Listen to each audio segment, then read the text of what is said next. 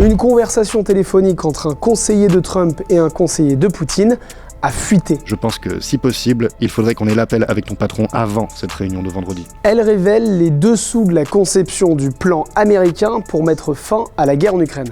Je vous explique. Rappelez-vous, le 21 octobre, Donald Trump révélait son plan de paix. À l'IB, on vous expliquait qu'il avait été élaboré avec les Russes. Il exigeait carrément que l'Ukraine cède l'intégralité du Donbass à la Russie.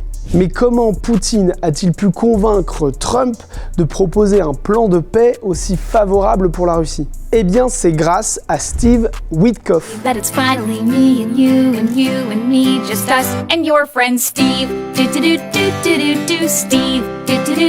L'agence Bloomberg a révélé une conversation téléphonique entre ce proche conseiller de Donald Trump et un conseiller diplomatique de Poutine, Yuri Uchakov.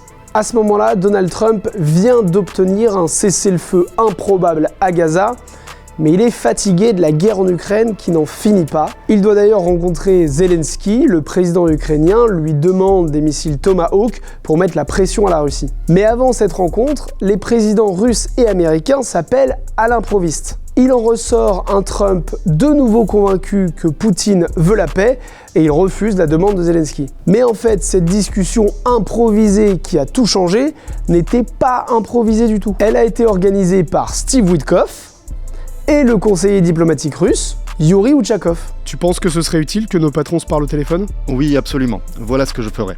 J'appellerai et je répéterai simplement que vous félicitez le président pour ce succès, que vous l'avez soutenu, que vous respectez le fait qu'il soit un homme de paix. Je suis d'accord avec toi.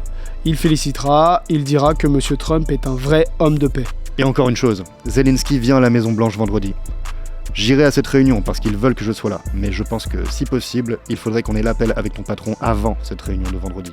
Alors finalement, les discussions entre les Européens et le secrétaire d'État américain Marco Rubio ce week-end ont permis à l'Ukraine d'obtenir quelques concessions et surtout de ralentir le processus de paix injuste. La nouvelle mouture du plan doit être présentée à la Russie. Et pendant ce temps-là, Poutine continue de bombarder l'Ukraine. Si vous voulez plus de détails sur les révélations de Bloomberg sur cette conversation téléphonique, eh bien vous pouvez lire l'article de notre correspondant à Washington, Benjamin Delille.